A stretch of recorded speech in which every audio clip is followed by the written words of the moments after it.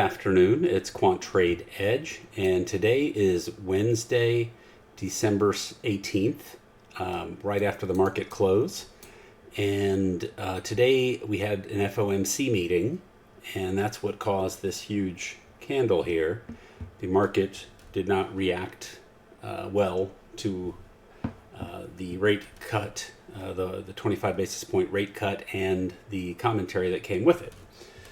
So if you look at the daily, we were in a consolidation near these all-time highs.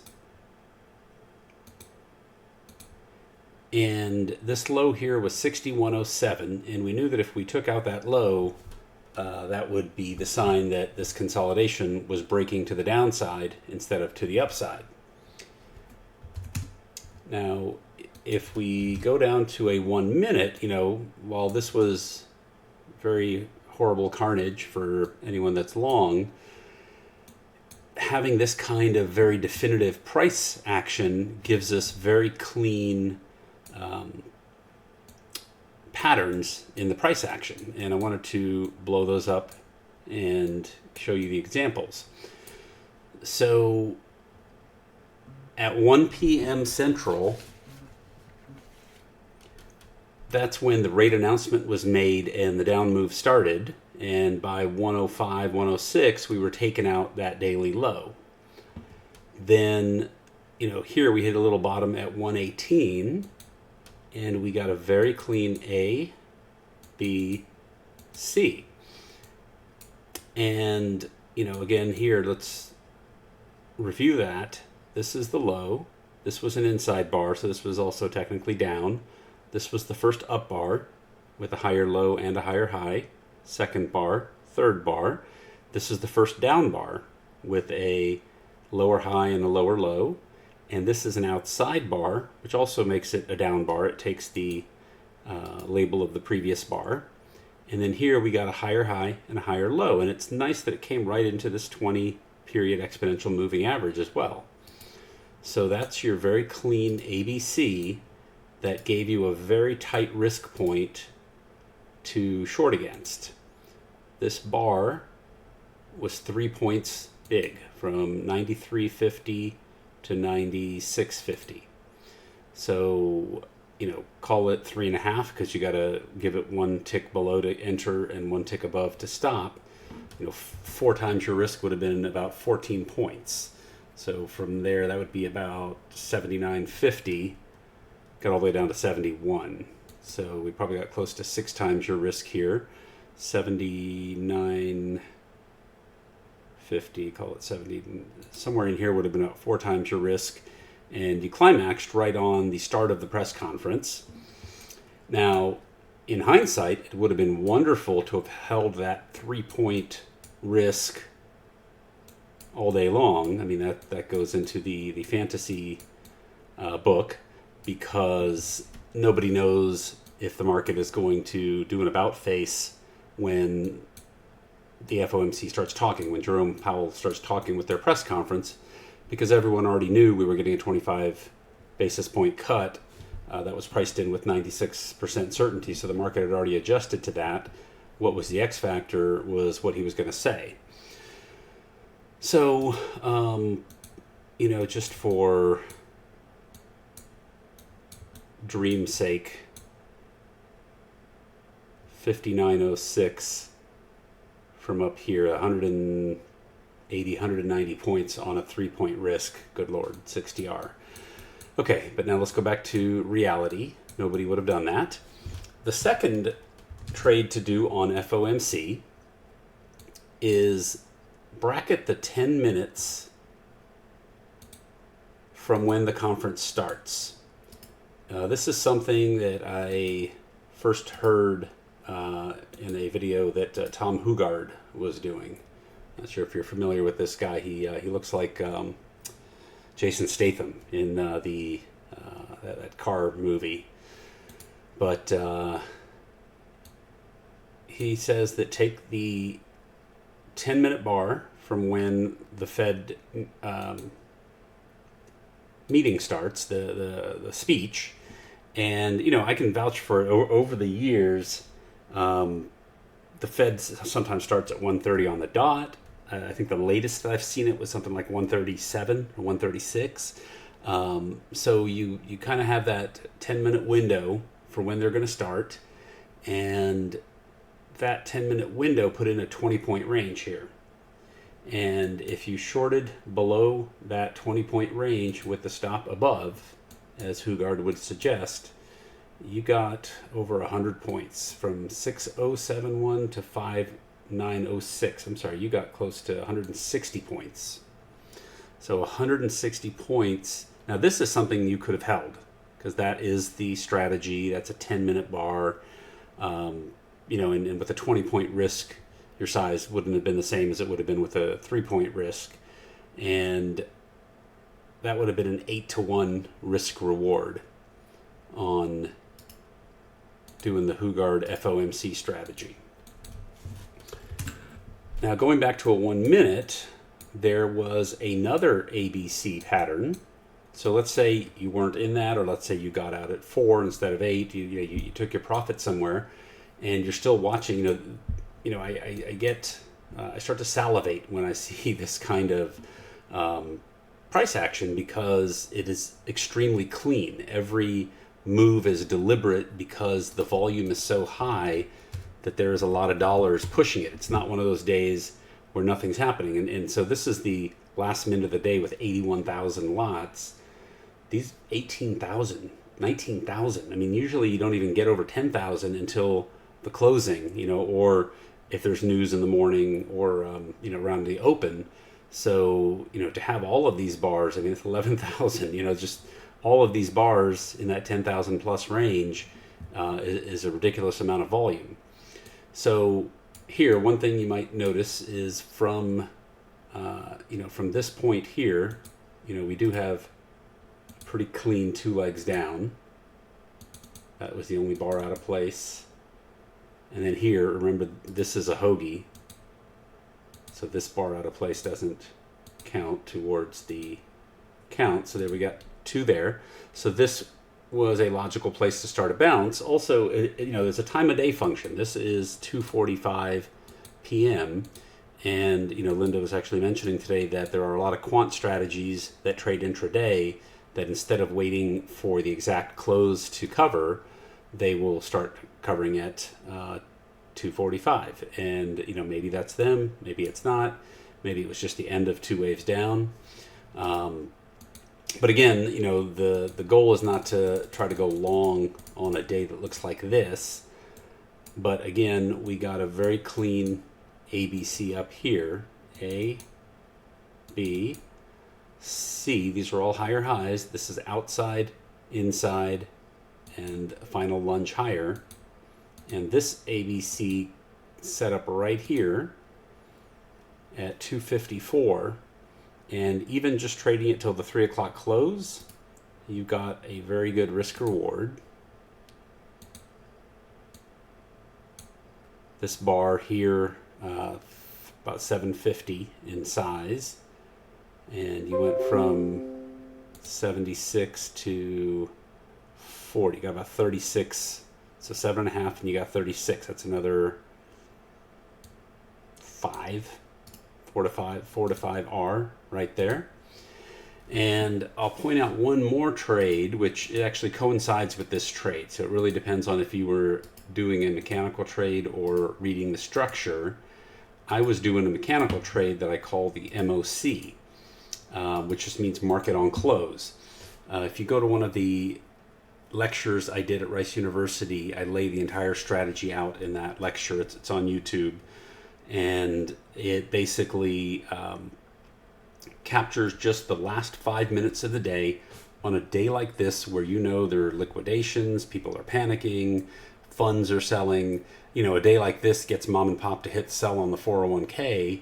Well, we know every mutual fund sells, it owes you the exact closing price, which is this exact price right here. That's what they owe you. And, when you think of an index fund and, they have no room for error on the execution, they just outsource the execution to someone else who guarantees them that price. And the way they do that is they put constant sell pressure on it such that their average price is higher, because they sold some here, they sold some here, they sold some here. So by definition, their average price is going to be higher than this closing point where they try to close it on the exact low. And the way that I first came across this strategy, conceptually, was just observing that the last 5 bars of the day are not random. If they were random, you would have up, down, up, down, up, up, up, up, down, down, up, down, up, down. There are 32 combinations of ways that can play out. And over a large number set, you would see that 1 over 32 happened in each one. And that's not what happens. These are stats I ran 16 years ago. And amazingly, this trade still works plenty fine. 16 years ago, 40% of the time, it's either down, down, down, down, down, or up, up, up, up, up. And that's how we know that this action here is not random. So the way I enter that trade is from the open at the 255 bar, 255 central, which was 81.25. I straddle it by 2 points. So that would be 79.25 and 81.25.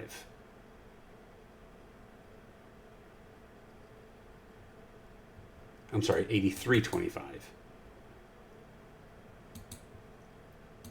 You put a buy stop in here. You put a sell stop in here. One of them is going to take you into the trade. One of them is going to become your trailing stop.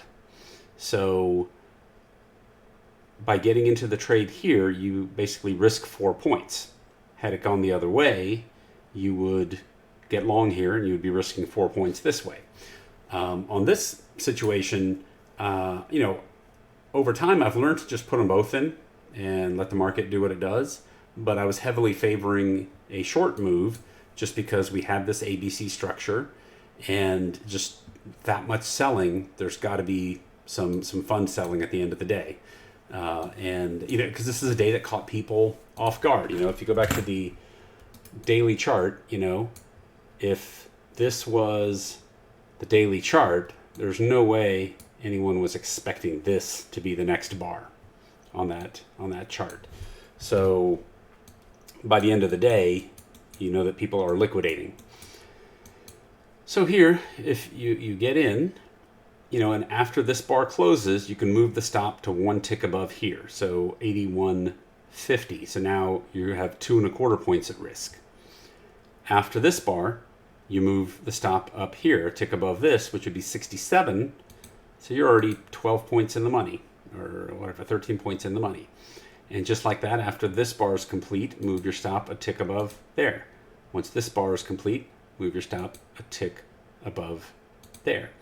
And what I was trying to do was target this level here, 28. So actually I had a bid in for 31.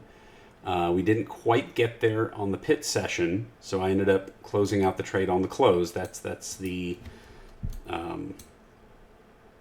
method of this MOC thing, is you close it on the close, because once you get that close, it could, pop back up. In fact, oftentimes it does.